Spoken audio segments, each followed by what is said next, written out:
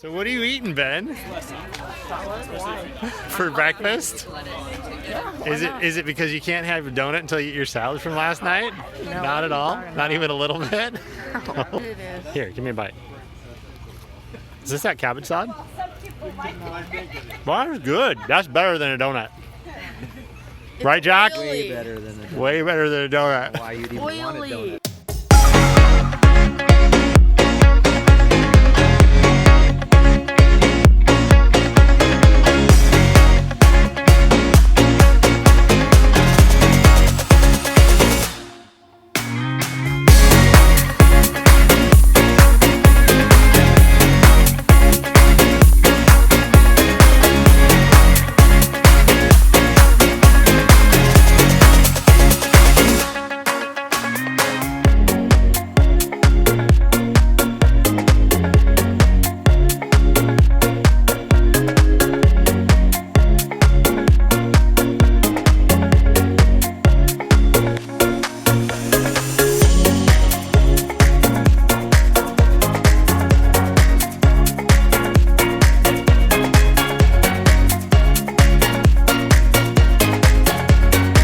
Hey everybody, welcome to another episode.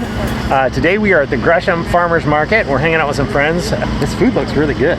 It is. The kids have already had their grandma's famous donuts that are huge and amazing. They melt in your mouth. Yeah, you probably saw in that last scene, Ben did not eat his lettuce last night, didn't eat his greens, and so we said, look, before you have anything else today, you gotta eat greens. Apparently donuts will make your kids eat greens. So he's walking around the farmer's market shoving salad, just Salad in his lettuce face. in his mouth. Like Yes. a rabbit. I was thinking, all this food, we should do like a cooking episode. I have a few ideas at home.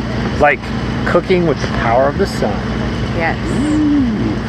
All right. What do I cook the most when it's the most sunny? Well, lasagna. Bacon. Bacon. I'm not a big bacon fan, but you know, More that's for true. us. We do usually cook bacon. Yeah, so I think we should do that. Okay. We'll come up with our best recipes. Now, I'm not a cook. Well, they might not be the best, but it's what we have ingredients We'll for. come up with the recipes we have the ingredients for this week. We'll see how much stuff we can find in our garden and make something out of. Yes. I'm not really the chef. Daniel, you're the chef. But I You're am. my sous chef. I'm a good helper. Oh, we should show them how you make zoodles your style. I'm a cooking engineer. Yes. Yeah, if there's a process that can be engineered, that's me. And I'm a very good smoothie maker. That's true. So we'll get to some cooking, but right now today we gotta go do some hiking. We got some friends with us and we're gonna go on the upper part of the Clackamas River. Yep. And get some good hiking in.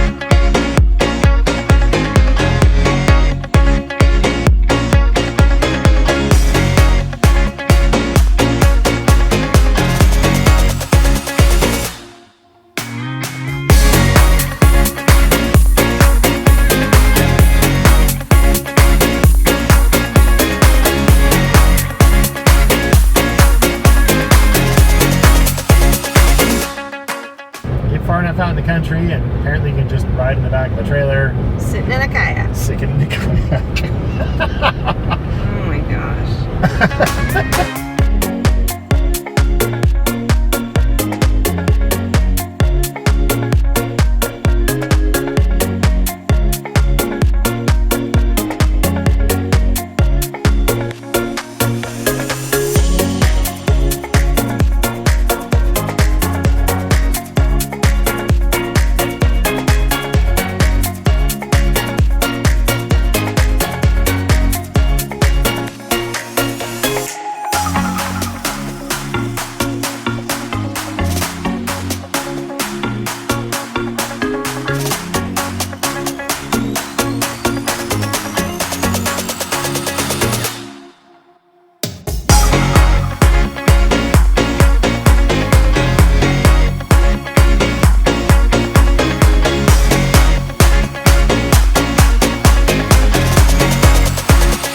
This is our good friend Mariana. Did I say it right? Yeah. She's an exchange student staying with our friends, and she's from where in Mexico? Morelia City. Orleans Yeah. City. Okay, and that's close to Mexico City? Maybe 4 hours. 4 hours. Okay. And so what's your favorite thing about Portland so far? All the trees, the people is friendly and polite. Yeah. Yeah. The food, I love food carts, are so funny. The Portland City is so big.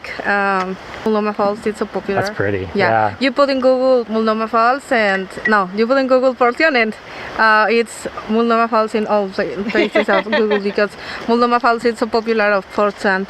Yeah. Yeah. Okay. Well, thanks for hiking with us today. Oh, thank you.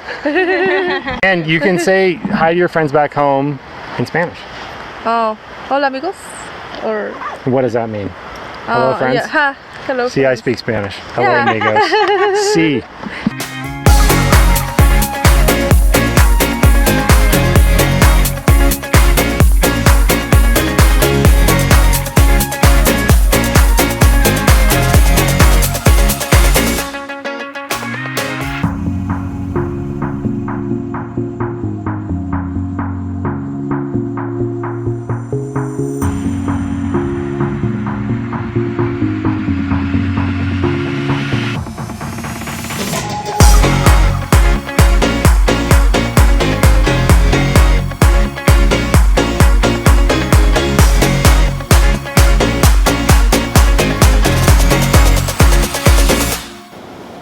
You can do it, Ben.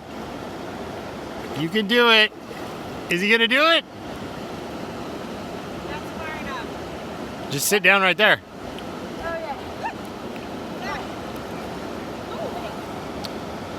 yeah. Okay. There we go. I'm not a wimp. No, you gotta stay down a little longer. Woo. Yes! Yes!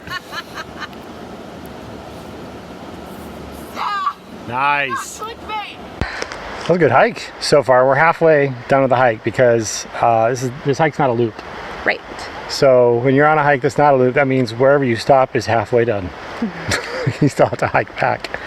And there's more amazing things to see on this hike. We will just do that at another time when we have more time. Yeah, we'll have to come back another time. There's supposedly a waterfall up here, but the view of the river has just been amazing. Weather is just absolutely beautiful today. And you know, it reminds me of partly why we do this channel. It had a lot of people. This is a new channel. It's new for us. We haven't YouTubed before. I've had a lot of our friends saying, "Well, why are you doing a channel?" And I think for me, the main reason is that you know, we live in an urban environment, and for the last 100 years, people have been moving to urban environments, and that's a great thing because the life expectancy has gone up, the standard of living has gone up, the cost of living is less relatively, and there's so many benefits. But the urban environment does create probably most of the world, at least 80% of the world's carbon footprint, and so you kind of have to be aware of that. And I think we created this channel because we want people to know that you can be environmentally conscious, live in an urban environment, and you know, and you'll still have places like this, beautiful places like this, to share with next generation. So I think that's what's really important to us. That's what's important to me. What do you think? Well, and to do it in a way that makes sense. That Right. you're not going crazy. We're not activists. Right. We're not tearing up our entire front yard to put vegetable Growing gardens large and stuff like trees to that. absorb all the carbon dioxide. Right. So we still blend in with our neighborhood. Yeah. So it's living more purposefully. Yeah, and also comfortably too. Like, we live in a normal house. It's not any different than anybody else's. We don't, like, have a composting toilet or something like that. Not, if you have a composting toilet, more power to you. It's just more than we probably want to do. But we live comfortably, and yet we're really aware of our impact on the environment and want to make the smallest impact we possibly can.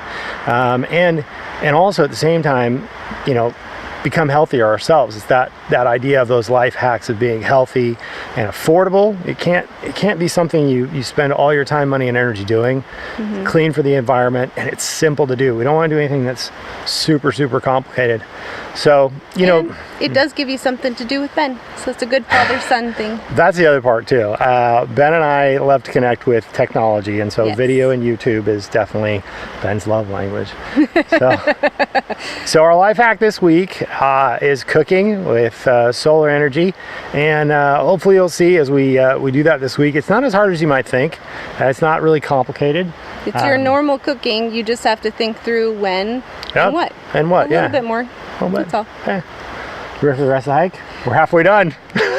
I'd like to say we're on our way down the hill, but this go one back goes up and down and up and down. Yeah. So we're heading back. It's uphill both ways. Yes. All right, we'll see you guys in a bit.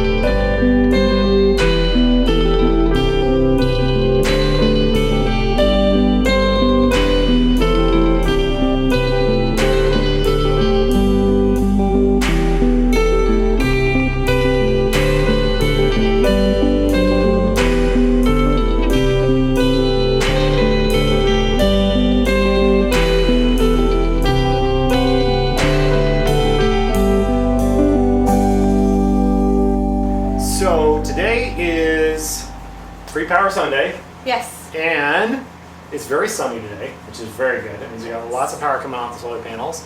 However, the interesting thing about that in the summertime is that that almost balances itself out because you also have to run the air conditioner. Right. So, now, if you're from Southern California or somewhere in the South, you're going to laugh at us, but it's what, 93, 95 outside It's today? supposed to be the high today, yeah. Which is very hot for It's Oregonians. hot for us. It is a heat wave here in Oregon. And so we got the air conditioning cranked up, which is using a good deal of our power off the solar panels. But it's Yes. off-peak Sunday. It's the cheapest day, cheapest time, other than from 10 to 6 a.m. Right, to right. use the power. Yeah. So no matter how it works, on any given Sunday, we are cooking, we're doing laundry, because we're either getting, well, for one thing, we're home all day, so Yes. we use the benefit of the solar panels, and during their peak time, and we get cheap power. Now, we're going to use as much solar power as we can first because we've already paid for that. We've already paid for the panels. Right. But if we need to switch something over, like the hot water heater or the range or something like that, we'll do it as we go. And we cook a lot of food on Sunday because We're prepping for the week because we're both working full time, and the kids are home in and out throughout the week. And if there's not stuff prepared in the fridge, then they eat cereal or quesadillas all week. we want to add some nutritional variety to that. Yes. So all this stuff we got either from our garden. We did stop by the store today, get a couple things. And you saw on our hike, we got a whole bunch of berries. Blackberry. So walk us through what we got here. Well, we're Hold gonna on. make some pesto out of our basil. We've got a whole ton of basil right now, so I wanted to make some pesto. I've never done that before, but we love it. I'm gonna show Brian how to make beans in the Instapot. Super simple, cheap, You love beans. I do love beans. And good source of protein. Good source of protein. And fat.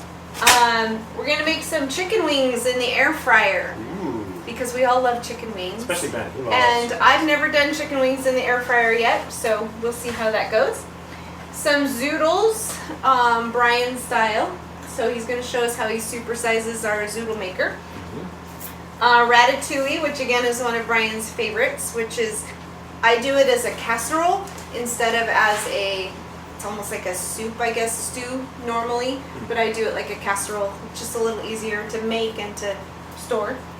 Kale smoothie, can't leave out a kale smoothie. Yes. With ginger that you grew. Everything in the kale smoothie except for the banana. Yes. We grew. Yes. So several of these actually are no cook, so we don't have to use the oven or the air fryer. So the pesto, the zoodles, you don't have to cook. I usually don't cook them. We put them with something hot or use them cold.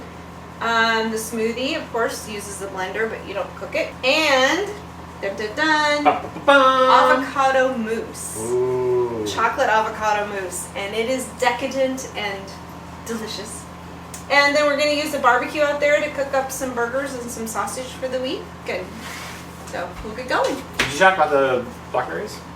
Oh, so for the blackberries, we're going to make a keto cream cheese pound cake for those to go with. Assuming there's some left. Yeah, we're going to put the blackberries away so there's some left for dessert. And then the last thing that every good cook needs is wine, because cooking with wine is the best. Now, we don't usually use the wine for cooking, we drink the wine. Well, you drink the wine. I'm not a wine drinker, not a big fan. Maybe we'll get you a margarita. But, no, that's a good idea. Yeah, gotta have alcohol in your cooking. Okay.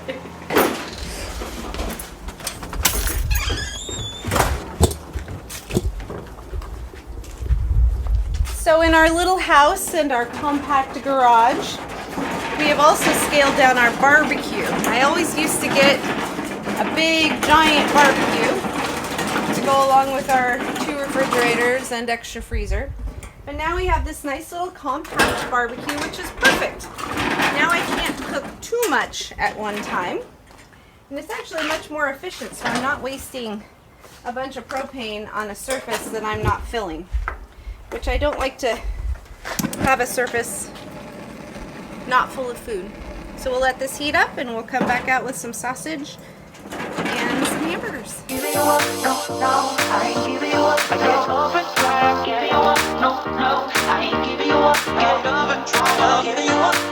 going to show you how to make an amazing kale smoothie. Now, there's 2 schools of thoughts on kale smoothies, and there's really 2 different types of kale smoothie. There is the fruity kale smoothie, like if you go to Jamba Juice and get their ginger and greens, which is kale, ginger, and mango.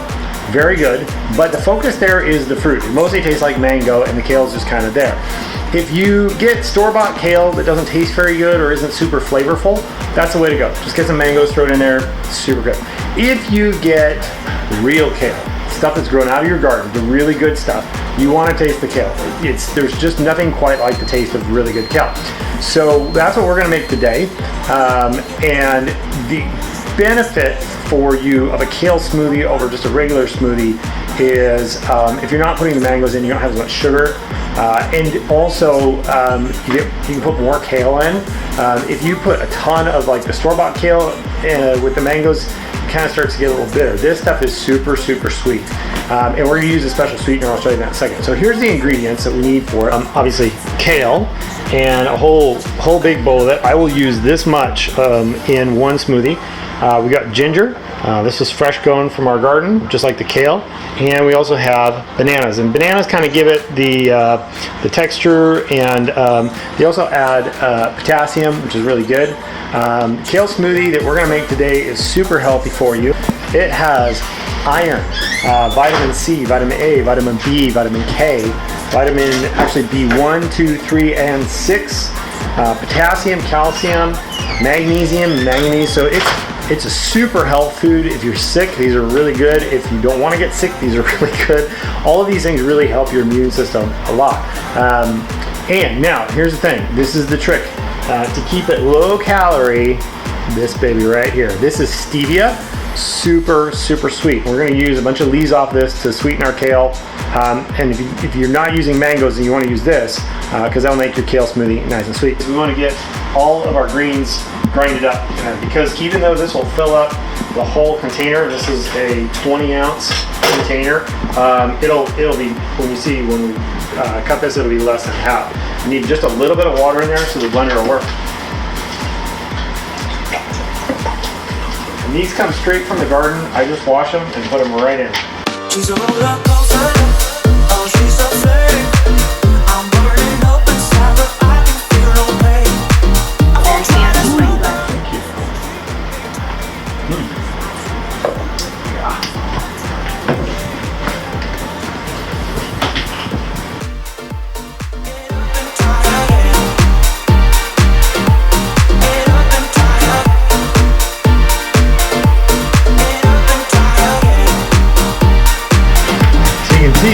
After we're all done, this thing was jam-packed full. It's only about half full. So those greens get cut down a lot.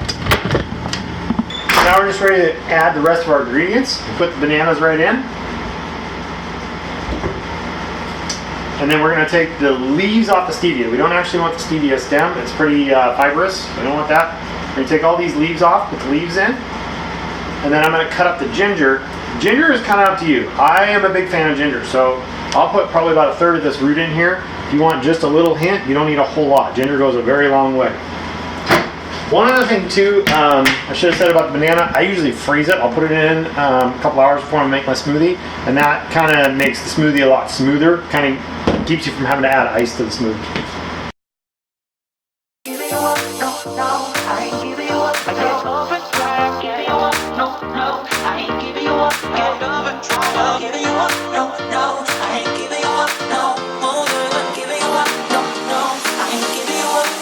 She's a roller coaster.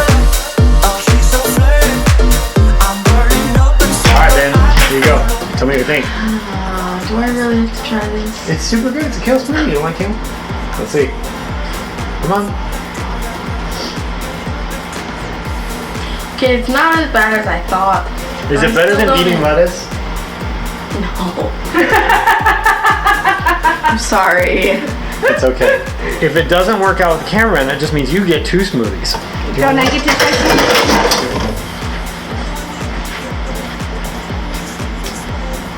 It's very green. Isn't that good? More for you. Oh my gosh, how can you guys not like that? It's so good. Wings in. Are you sure I won't get like sick and stuff? You will not. You washed your hands. Okay. Good chicken. Don't lick your fingers right now. Yeah. You want to make sure you don't touch anything else until you've washed your hands again. Never touched something so slimy. But in the end, these will be delicious and look Make sure they're all the scrumptious. same way up. So Oh. when we turn them, they cook evenly. That I know. She's a roller coaster. Oh, she's so slick. I'm burning up inside, but I can feel no pain. The recipe says to salt and pepper them a little, and then turn them on for 10 minutes. Flip them over, turn them on for 10 more minutes.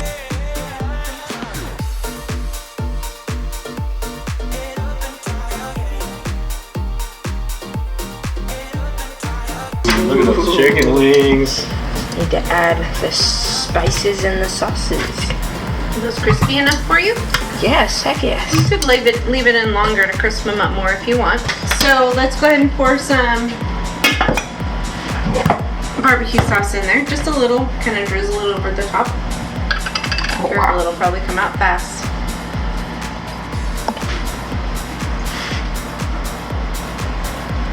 So you're gonna toss it. You can even do this. Yes. Circles. Well coated. Approved. How is it? Oh my gosh. Good? There you go. Finger looking good. As we mentioned at the start of this episode, we are cooking 100% with solar power. We haven't switched over to grid today. This is where having something like the Neurio, which is an energy monitoring system, comes in very, very helpful because you know how much energy you're using. If you have a solar system though, you might want to take it a step further, which we did, and you want to make sure that your solar charger has a lot of monitoring features to it. Now the best solar charger I've found with monitoring features is the Midnight Solar. We have the Midnight Solar Classic 200. We're not funded by Midnight Solar, we're not sponsored by them. They just make they make the best equipment, I think, for home solar power. But there's sort of three things you want to look at. Number one, you want to look at how much power is coming from the sun. You want to look at what your consumption is, how much power are you using, and you want to look at what's called your SOC, or your state of charge. Where are your batteries at? How much of your battery power are you using? Now, we would prefer to use as little battery as possible during the day because we want to save that battery power for when the sun goes away and not have to go on grid. So I'm going to show you how this works on our monitor. So we've installed the tablet up here. This is just a regular Android tablet, and we're using the app that comes with the Midnight Solar system. Let me show you some of the things that I'm paying attention to. The big dial in the middle says how much power we're pulling down from the sun. So you can see it says about 2.3 kilowatts. Which is about right because our total kilowatt input on our system, or the maximum that we can pull down, is 3,600 kilowatts. Right now it is 3 o'clock in the afternoon, so we're past the peak for the day, and as the sun keeps going down, we're getting less and less and less. The other thing you really want to pay attention to, our state of charge meter, it says we're at 99% charge, so that's great. If we were down around 40 volts, that means we'd be pretty close to 50%, and we'd really want to think about going to grid or shutting some things off in the house so we aren't drawing so much off those batteries. And then the third thing that we want to look at is what is our consumption? How much are we taking in? So if I go to the consumption meter here, we can see that we're taking off about 35 kilowatts, or 3,500 watts. Sorry, 3.5 kilowatts. There we go. So we're bringing in 23, we're taking out 35. That means we are drawing off our battery, and actually if you go back to the state of charge view, you can see, yep, there's the balance. 1,200 watts is coming off our battery. So that means that we are draining our battery, but our batteries are 100%, so it's not a big deal. What's draining the battery right now? We're running our air conditioner. That thing takes 1,700 watts. The air fryer takes about 1,500 watts, so if you add it all up plus the lights, that's how we're getting to the 3,500 kilowatts. This isn't a big deal. If we start getting closer to 70%, we might, on our battery charge, we might think of doing something different. Now the other thing you want to keep in mind, there's one other thing actually, there's 4 things, is what is your inverter's capacity? Because your inverter has a limit to how much energy it can push out, regardless of how much is coming in from the solar cells and regardless of how much is coming from your batteries. Our inverter, and they usually rate them in 2 ways. They rate continuous and maximum. Our inverter can push out 4 kilowatts continuous, which means it can run all day, 4 kilowatts, no problem. And the maximum is 6.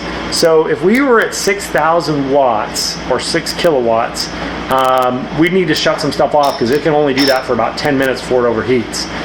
If we're at 4,000, we just want to kind of keep an eye on it and make sure we're not going over. So since we are at a consumption of 3,500 watts, we should be no problem. We can do that all day long. Then it just comes down to monitoring how much is coming in from the sun, how much is coming in from our batteries.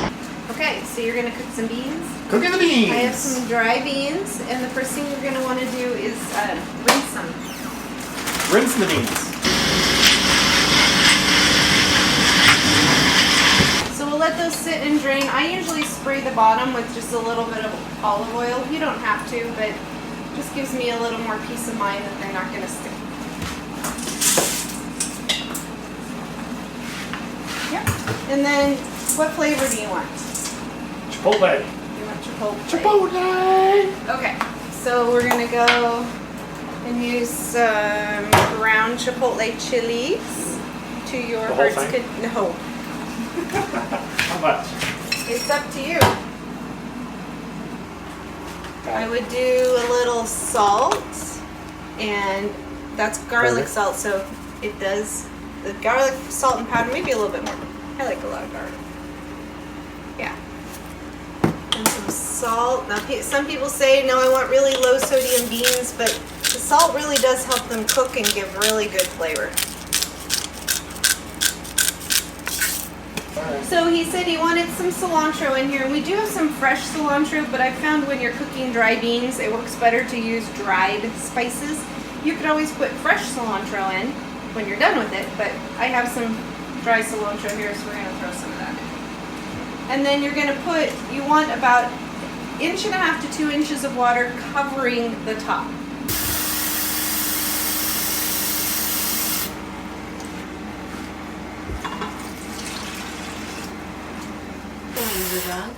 Yeah, we'll check on those in just a second. That's good. Yep. And then put the top on. Okay, you'll hear it do that. Do I set it to That's seal? how you know you want it on sealing. Yep.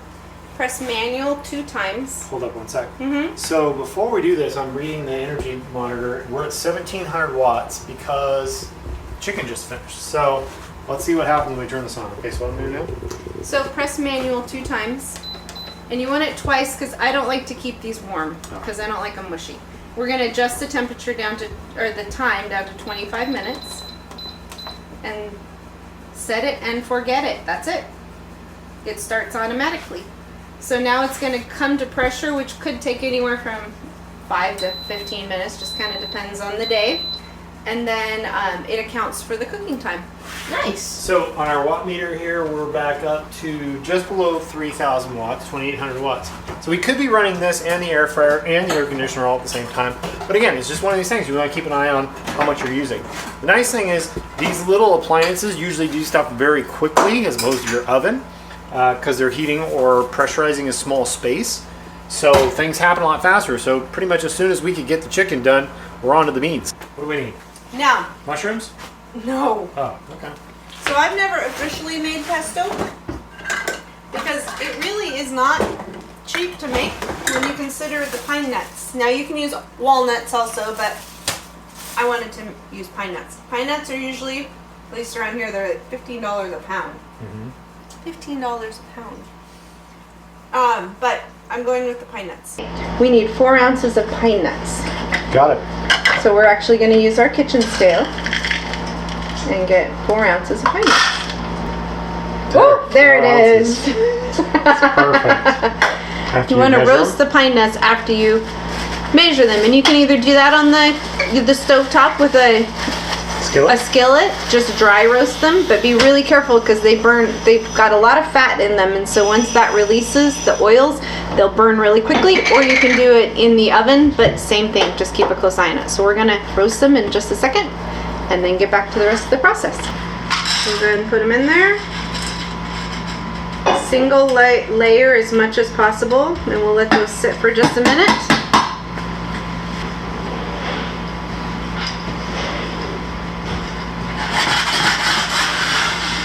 So we've toasted our pine nuts. So we're going to put these in the food processor very carefully. The pan is hot. And we want 3 cloves of garlic. Now we're huge garlic fans, so I'm putting in 6. like 6. Okay. Following the recipe. Yes, following the recipe.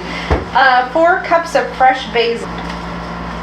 I think this is a 6-cup food processor, so we're just gonna eyeball it. So we just realized that the recipe I had that I was gonna so carefully follow said to add half of the pine nuts first, and then blend, and then add the other half. Well, I didn't do that, so we're just gonna see how this goes. Results may vary. Pine nuts, basil, garlic, cheese. We need, that's part of the best part, we need a cup of cheese. One of my favorites is the Quattro Formaggio. It's a blend of Parmesan, Asiago, Fontina, and mild provolone. And a little more fancy than that. I love this cheese. And more is always better. What? Bell peppers today. I'll have to go grab some. Oh, yes. So my food processor has this little handy dandy scraper. So you don't have to constantly stop it. Okay, so now we want lemon zest. I don't have a lemon. So we're just gonna throw some lemon oil in there, or some lemon juice. And a little bit of salt. Would you like to do the pinches, couple pinches of salt? You've got bigger pinchers than Ben. And some pepper. All right, so we're gonna put the lid on. We're gonna give it a little pulse. So let's just do a couple of times and a mix.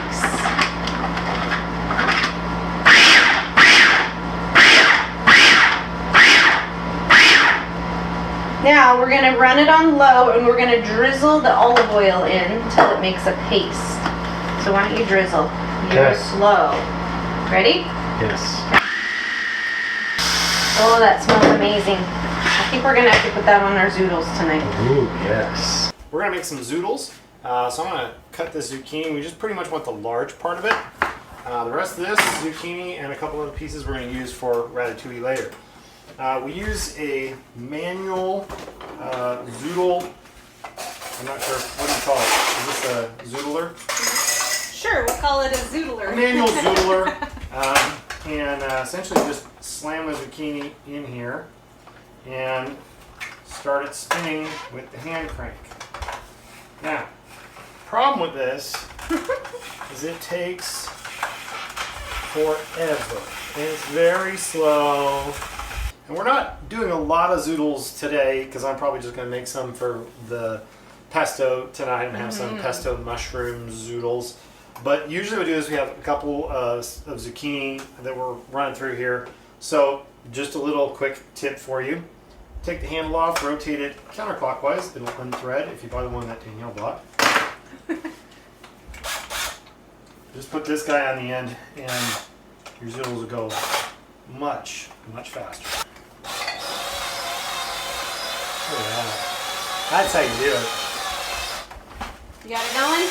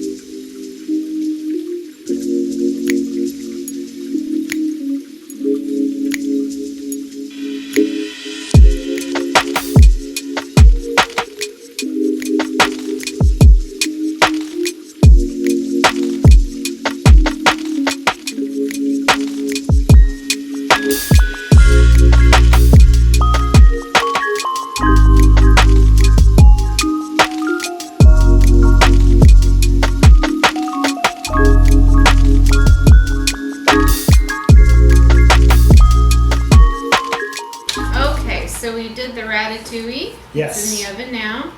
Keto cake. Pound cake.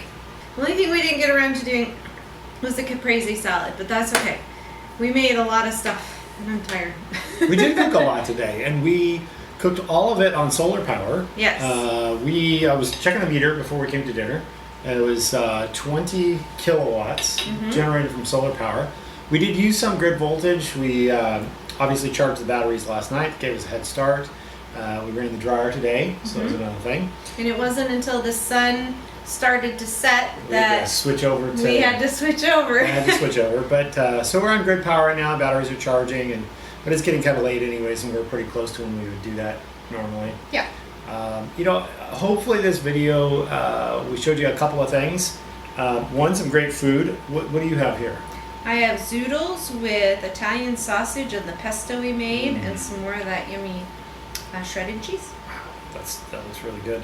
I've got my my nacho bell peppers, my veggie nachos with sauteed mushrooms, pesto, and what kind of cheese is it? It's a combination of hard yes. cheeses Oh, that's right. from Yeah, Trader yeah. Joe's. Yep, So kind of a gourmet meal. Yeah. And another awesome. your wine. Hopefully we showed you today that living off-grid doesn't have to mean that you're living oddly or poorly or not eating well or doing strange things. You can live a pretty normal life and live off-grid, be healthy, help the planet, help yourself, and Have some fun in the process. yeah, have a good time doing it too. Yes. Yeah. Thanks for coming along with us again. If you haven't already, make sure to hit that subscribe button. Click on the bell so you are notified every time there's a new video every Wednesday on Hump Day. And we sure appreciate having you along. But for right now, we're going to say Good night.